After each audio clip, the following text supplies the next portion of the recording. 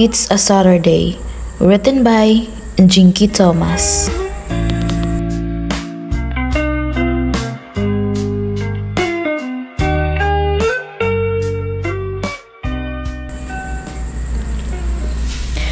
Pakiramdam ni Nancy ng mga sandaling iyon ay mawawala na siya ng buhay pagkatapos niya marinig ang balitang dala ni Aling Mileng. Sigurado po ba kayo sa sinasabi niyo? Kahit pa ulit-ulit niyang tanungin ang bagay na ito, basta matiyak niya ang katotohanan. Tama ang aking binanggit, Nancy. Bakit ba? Tila nawalan ka ng kulay nang marinig mo ang sinabi ko na darating dito si Sir Andre. Wala naman po, Aling Mileng. Gusto ko lamang makatiyak. Pagdadahilan ng dalaga. Ipinagpatuloy niya ang kanyang pagdidilig ng halaman sa mansyon ng mga Villafuerte. Nais niyang matupad ang kanyang pangarap na makapagtapos ng kanyang pag-aaral. Kaya nga kahit na nahihirapan siyang hatiin ang kanyang oras, porsigido pa rin siyang magpatuloy na matapos ang kanyang nasimulang pangarap. Pinaguhugutan niya ng lakas ang nakamulatan niyang payak na pamumuhay. Awang-awa siya sa kanyang ina, ang tanging nagtataguyod ng kanilang kabuhayan. Dalawa silang magkakapatid, maaga silang naulila sa ama at ngayong nasa ikatlong antas na siya ng kolehiyo, iba yung pagsasakripisyo ang pinakahigit niyang kalasag. Anak, napakalalim yata inang iyong iniisip. Pansin ng inang si Nelia. Darating daw po si Sir Andre mamayang gabi, inay. Darating lang pala, anak. Bakit tila gerang susuungin mo? Napakadilim ng iyong aura. Pansin ni Nelia kay Nancy. Sigurado po kasing kasama niya si Missy, inay.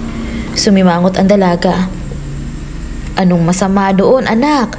Hindi ba at kasintahan niya si Andre? Napasa po ng noo ang dalaga. Iyon na nga po, inay. Kasi last summer ay kasama niya ulit ang babaeng iyon. Because of that, nawalan ako ng summer job. Dahil sa kanya, ayaw kasi ni Sir Andre na may mga ibang tao sa kanilang bahay. Habang nagbabakasyon silang magkasintahan, kailangan ko po ngayon ng trabaho tuwing weekends, inay. Kahit papaano may maiipon pa ako para sa mga projects ko. Umupo si Nelia sa kanyang tabi. Hinawakan nito ang palad ng anak. Nancy, pasensya ka na. Sa edad mo iyan, dapat pinagtutuunan mo ng pansin ang iyong pag-aaral. Kung hindi lamang maagang pumanaw ang iyong ama, marahil hindi ka naghirap ng ganito. Nangilid ang mga luha ni Nelia sa kanyang sinabi. Inay naman, huwag na po kayong umiyak. Naiintindihan ko po ang sitwasyon. At kung buhay man si Itay, tutulong pa rin ako sa paghahanap buhay dahil mayroon po akong pangarap na gustong makamit. Napakabuti mong anak, Nancy, at pinagmamalaki kong naging anak kita. Niyakap niya ang ina. Balang araw, makakaraos din sila. Nancy! Sumalubong ang boses ng kanyang best friend. Hilda, para ka namang nasunugan sa lakas ng boses mo. Ano bang sasabihin mo? Tinatanong ka na naman ni Madam Solem. Siguradong maniningil na naman iyon. Patapos na ang semester. Pero hindi ka pa nakakapagbayad. Ibibigay ko this week ang bayad ko, Hilda. Kampanting sagot ni Nancy. Kung mga ganitong usapin ay sanay na siya. Mula freshes hanggang ngayong nasa junior college na, paulit-ulit ang ganitong senaryo. Manhid na rin ang kanyang mga tainga na makinig sa napakahabang sermon ng kanilang school treasurer. Bagamat late na, nakakapagbayad pa rin naman siya sa mga miscellaneous ng school. Kung may pera lang sana ako, Nancy, kaya lang, alam mo naman nakapos din ako. Huwag mo nang isipin, Hilda. At isa pa, may pagkukuhanan na ako. Ngumiti siya sa kaibigan at sabay silang pumasok sa kanilang classroom. Pareho silang business management student at nakatira sa parehong baryo, kaya naman para silang magkapatid kung magturingan. Ipinapaalala ko lang na ang mga hindi pa nakakapagbayad sa semester na ito ay hindi papayagan na mag-take ng exam.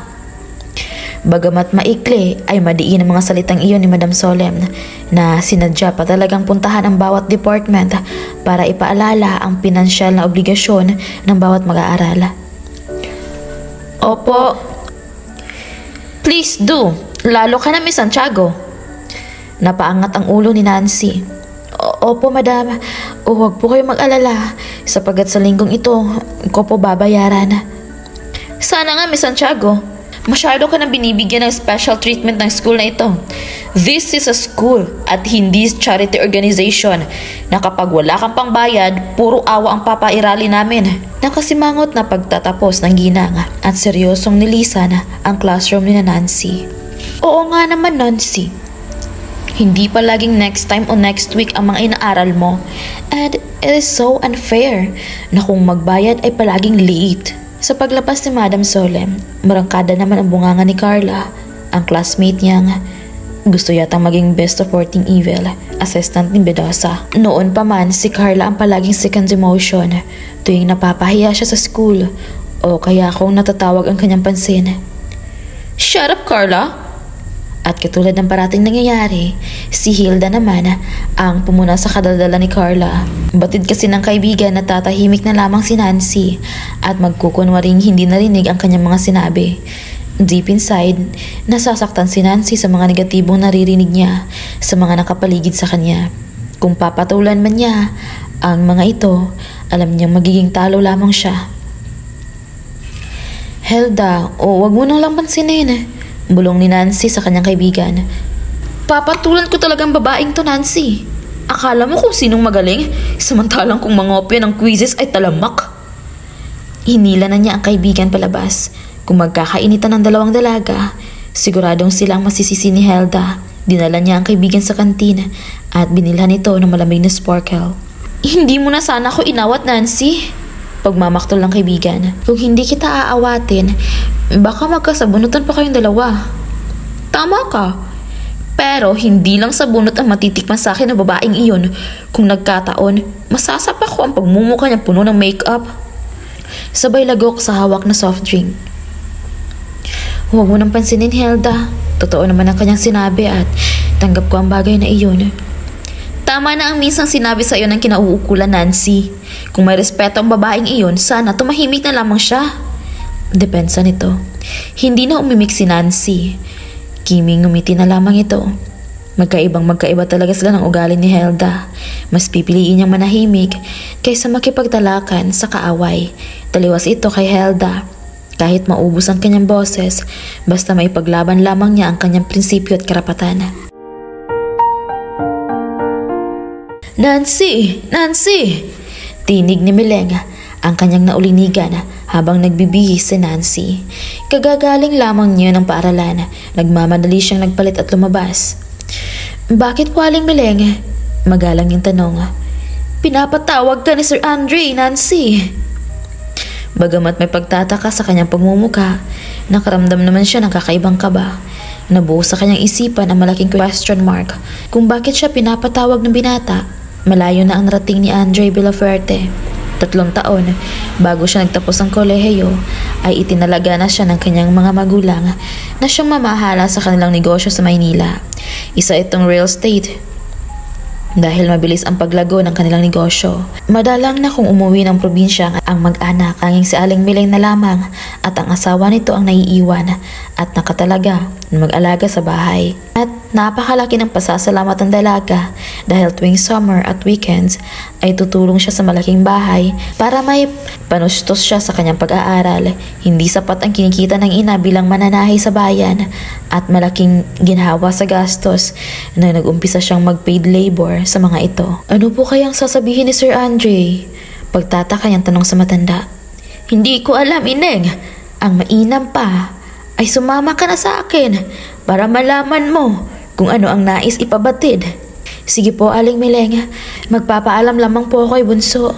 Wala pa po kasi si Inay at baka mag-alala sa akin kung hindi ako madatnan sa bahay. Sige, Nancy. Hihintayin na kita sa tarangkahan. Tumango siya sa matanda. Sige po. Hindi pa man niya nakakaharap ang binata. Niyayakap na siya ng kaba. Ayaw niyang isipin na ipinapatawag siya para sabihin hindi na niya kailangan sa mansyon para magtrabaho, para hindi sila maistorbo ng kanyang kasintahan. May balak pa naman siyang mag-cash advance para makapagbayad na siya sa balance na kailangan niyang isettle para makakuha siya ng permit na mag-take ng exam para sa kanilang finals this last semester. Nasa biblioteka si Sir Andre. Puntahan mo at magdala ka ng green tea para sa kanya. Samahan niyo na po ako, Aling Mileng. Panunuyo niya sa matanda. Hindi pwede, Nancy. Alam mo naman na masyadong masela ng batang iyon kung privacy ang pinag-uusapan. Madali ka na. Ang green tea niya ay dapat mainit-init at sa favorite niyang teacup mo ilagay. Mahigpit na bili ng ginang. Opo. Ato biling sagot niya. Huminga muna siya ng malalim bago kumatok. Please come in. Napapikit saglit ang dalaga na marinig ang baritonong tinig ni Andre. Marahan niya binuksan ang glass door. As usual, may hawak na namang libro ang binata. Nagbabasa na naman ito habang walang ginagawa. Magandang hapon po, sir. Inilapag ni Andre ang hawak at tinanggal nito ang reading glass.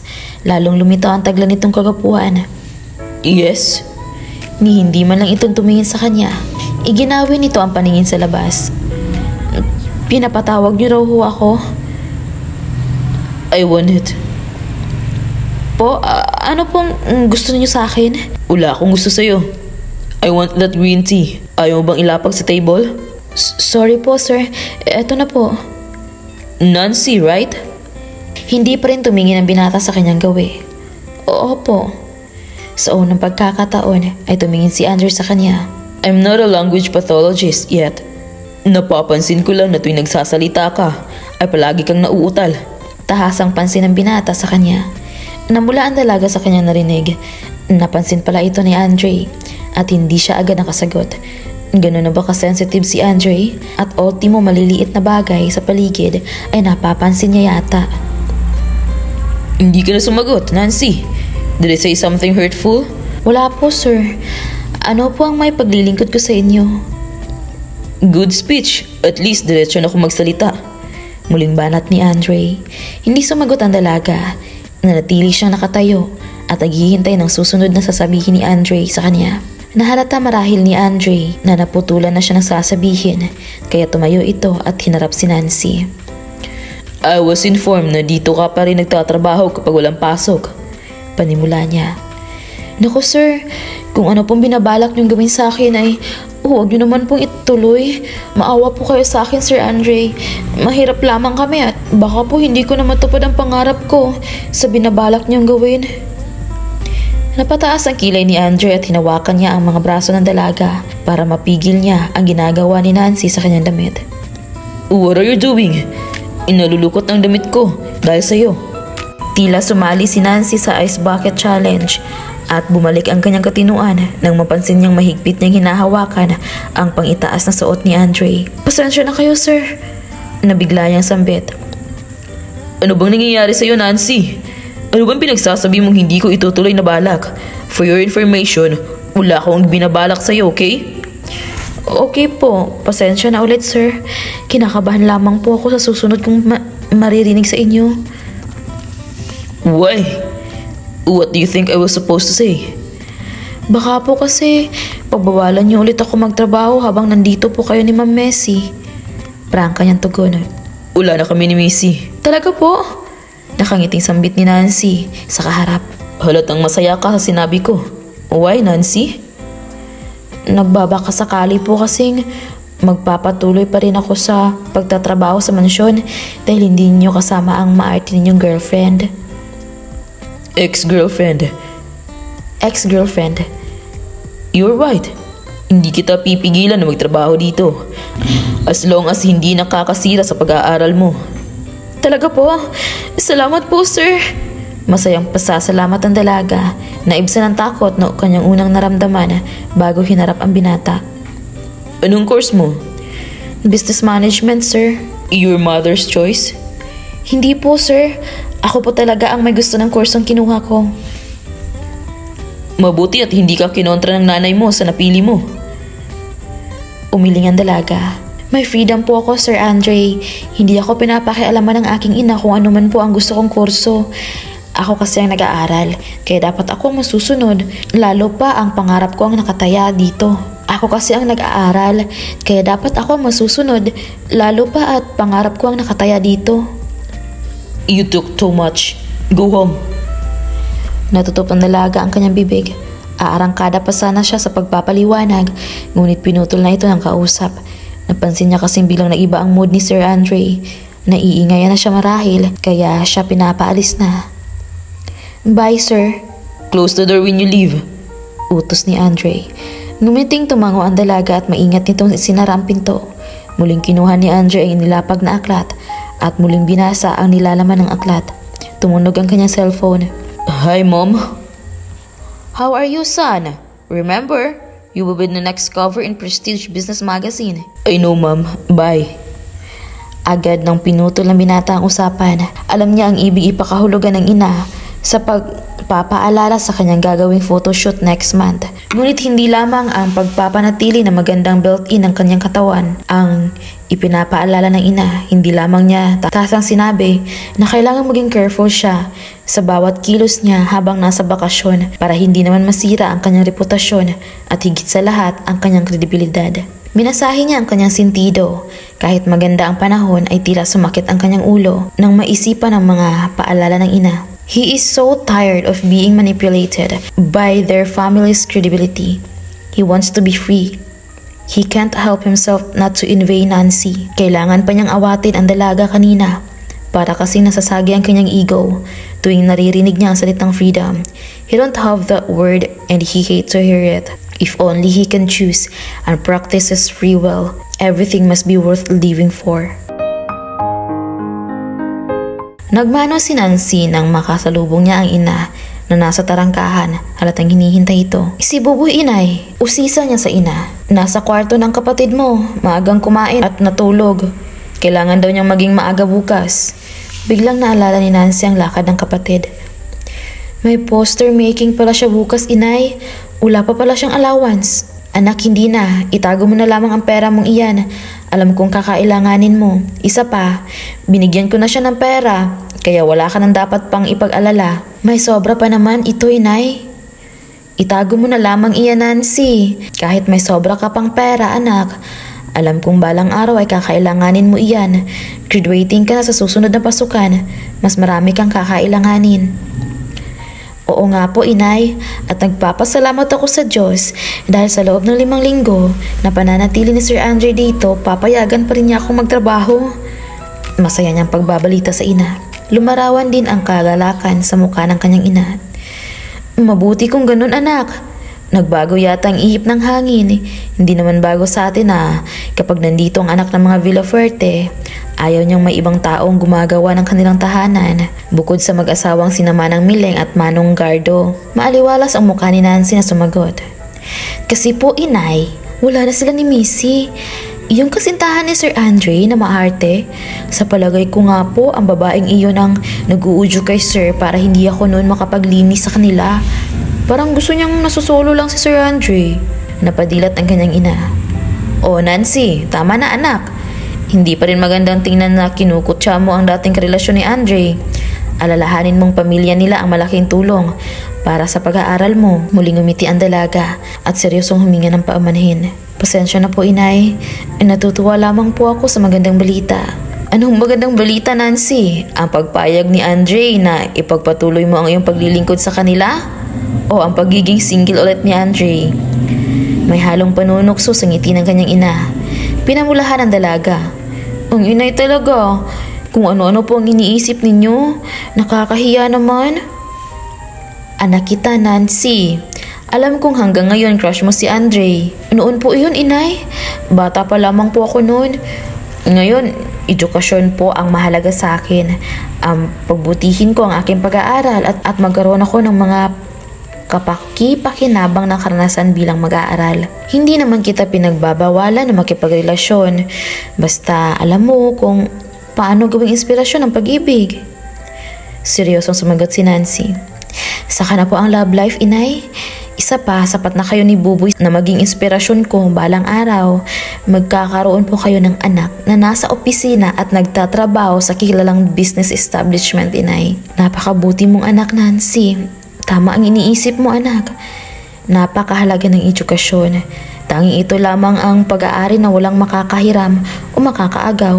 Hindi ito parang damit na hubarin at ipamigay o ipahiram sa iba.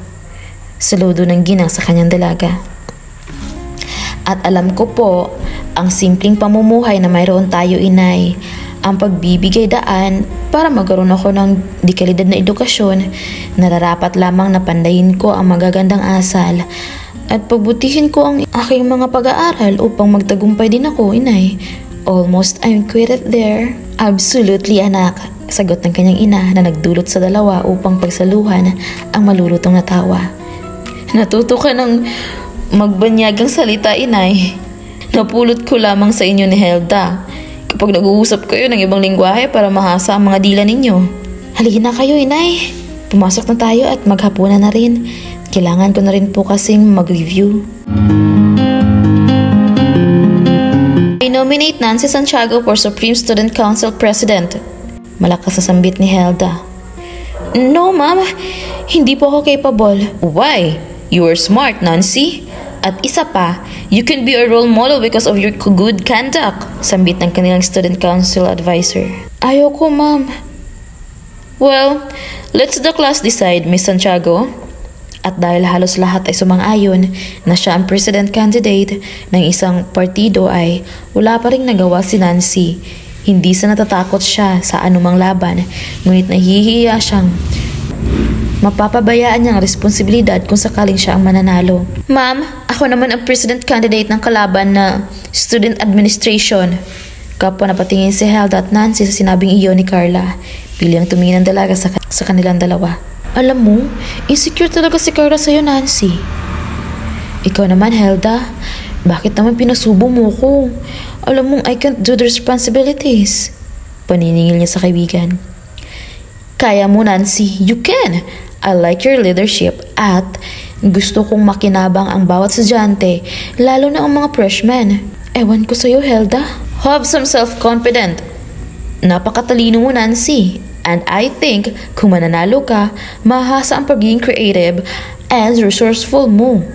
In that case, kapag makatapos na tayo, ay maghahanap ng trabaho, may background ka na kung paano i-handle ang mga tauhan mo. Tauhan? Hindi CEO ang magiging trabaho ko kung magtapos tayo, Helda. Magiging personal secretary lamang. O kaya naman field supervisor. Ay malaking bagay na sa akin ito. But of course, alam kong marami pa akong dapat pagdaanan para makahanap ng magandang trabaho. At bago natin pag-usapan ang trabaho, asikasuhin na muna natin ang ating report para makapasa tayo. Basta, lalaban ka kay Carla. Next year pa naman ito. Hindi ba siya naman ang kalaban mo bilang sekretary ng student council? You won over her. Kaya, you can win the second time around. Tumpak. Oo, Helda. Tatanggapin ko ang hamon. That's my best friend. It's Saturday, Nancy. You should rest, shouldn't you? Napapiksi ang dalaga nang marinig niya si Andre. Kasalukuyan siyang nagwawali sa back garden ng bahay. Tipid na ngumiti ang dalaga. Kailangan ko pong gawin, sir. Baka naman inaabuso mo ng katawan mo, Nancy. Nasambit kasi sa akin na Aling Miling na may mga pagkakataon na inuuwi mo ang mga labada sa gabi. May mga time na abala lang ako ng linggo, Sir Andre. Para po hindi ko mapabayaan ng trabaho, kailangan ko pong humanap ng tamang panahon para may magawa po ako. Nakakahiya naman po kasi kung magiging dahilan ng pagiging estudyante ko para magawa ang mga obligasyon ko. Hindi ba mahirap, Nancy? Para nakakapagod. Naku sir, hindi po. Ang sekreto kasi ay pagmamahal. Kung mahal mo ang ginagawa mo at may dedikasyon ka, kahit nakakapagod na, masaya pa rin at tila ang kapagurang nararamdaman mo ang magsisilbi pang lakas mo para lalong magpursige. Maybe you're right. Kaya siguro parang napapagod na ako. Kayo sir? Napapagod po? Saan? Minsan nga po, hindi ko maiwasan na mainggit sa inyo eh. Hindi nyo kailangan maging working student para makapagtapos ng pag-aaral. Kaming mahirap lamang, halos hatiin ang katawan para lahat magawa eh. Umupo si Andrew sa garden chair na malapit lamang sa kanila. Sininyasan din niya ang dalaga na itigil muna ang ginagawa. Honestly, I envy you, Nancy. mayroon kang kalayaan na gawin kung ano ang gusto mong gawin. Masaya ka sa ginagawa at hindi mo iniinda ang pagod. First things first, talk to them. Hindi mo rin po kasi malalaman kung ano maging reaction nila kung hindi mo susubukan. Natatakot akong hindi nila ako maintindihan, Nancy. Mas nakakatakot na hindi mo susubukan, Sir Andre. Hindi sa pakikialam. Ano po ba ang gusto niyong gawin? I want to be an agriculturist, Nancy. Gusto ko magkaroon ng sariling farm sa Davao, where's my mom's province. Pero napakalaking tiwala ang ibinigay nila sa akin para mapanatili ko ang kaunlaran ng real estate namin sa Manila. I want to be an agriculturist, Nancy. Gusto ko magkaroon ng sariling farm sa Davao, where's my mom's province. Pero napakalaking tiwala ang ibinigay nila sa akin para mapanatili ko ang kaunlaran ng real estate namin sa Maynila. I think I'm really tired of pretending that I really love the job, which is I can't even like. Maling akala ko, sir. Minsan, hindi ko maiwasan na isipin na napakahirap ng kalagayan ko para makamit ko ang edukasyon. Hindi pala ako dapat mainggit.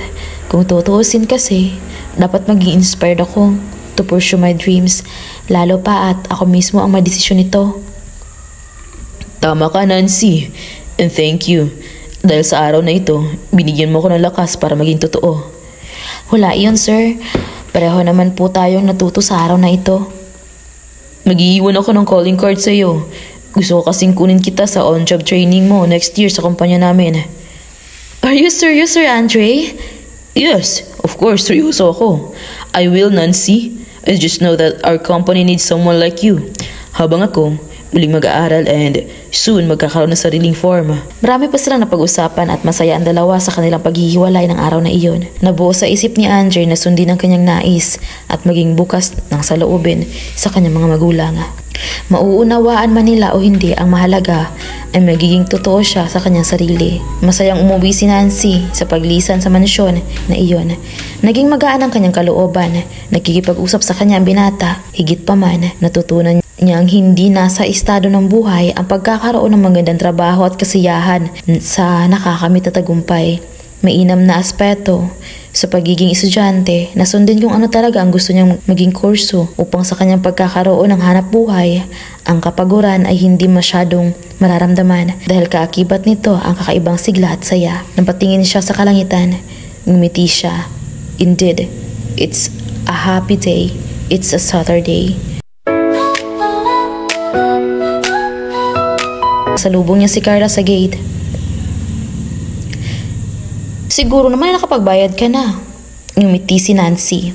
Of course, Carla. At sana, huwag mo nang problemahin ang mga obligasyon ko. Makapagtatapos ako at makakamit ang mga pangarap ko. At mula ngayon, hindi ako mahihirapan at mapapagod kahit anuman ang mga naririnig kong negatibo sa aking paligid.